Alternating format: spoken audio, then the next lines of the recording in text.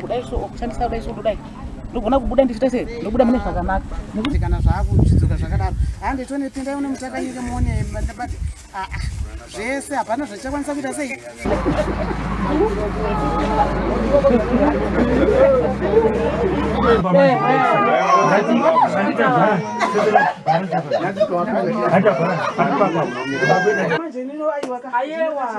aiwa zvemari yangu ndezvangwana mwana musati pacha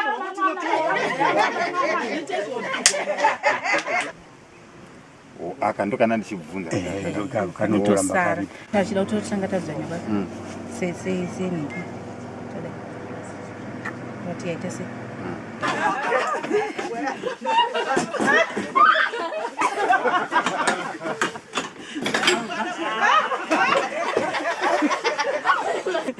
neactivity yemache ndakadzidza kuti taifanira kuti tiwirirane totanga tagara pamwe chete tosanganisa pfungwa dzedu.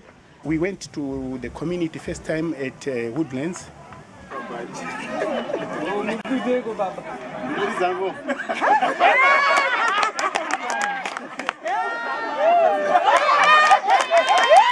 They liked mostly the demonstration on the win-win situation.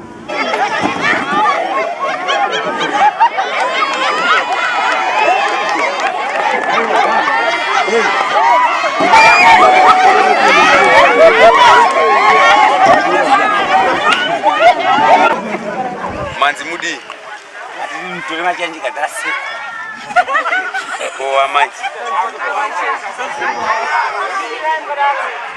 saka magone ere zvamataurira mazoita chete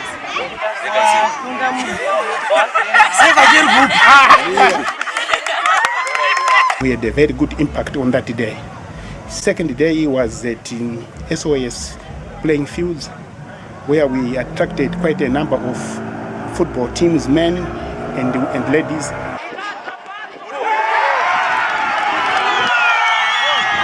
The game system is to try and lure people to group together, then we have time to talk to them.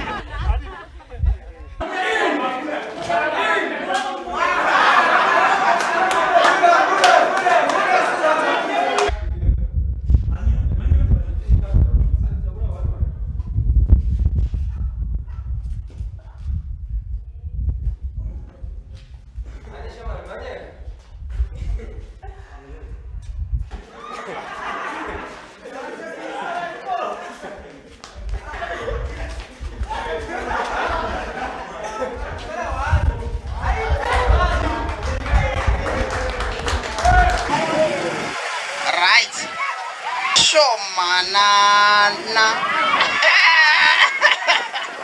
Naka Andei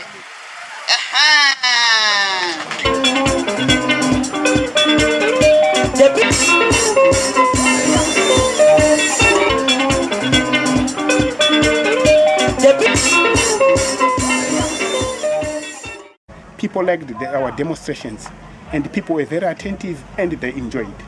The impact brought by that was very good. We see at least the Akodia community is showing a little bit of change on GBV, early marriages, HIV AIDS. Ndiridzidzisa zvakanaka kana kugara mudzimba takugara zvakanaka taigara chinetsana nevamwe mudzimba but iko zvine zvayo pfungwa dzangu dzadzokera panzvimbo. It's really going to change lives because of the response that I've seen from the facilitators themselves. It's easy for them to learn and to teach other people using the toolkits, considering their educational background.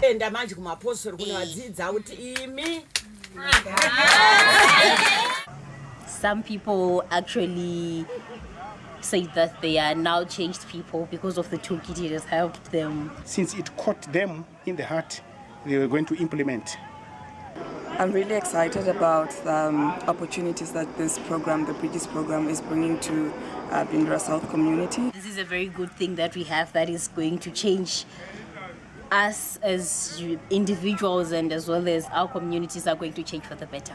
it's going to transform the lives of people in Bindura South, and that we'll be able to scale it up because the model that we're using, the training that we've done with Bridges of Hope, was very exciting, and the community, when we went to the communities to just try out the methodologies, everybody was really excited and engaged.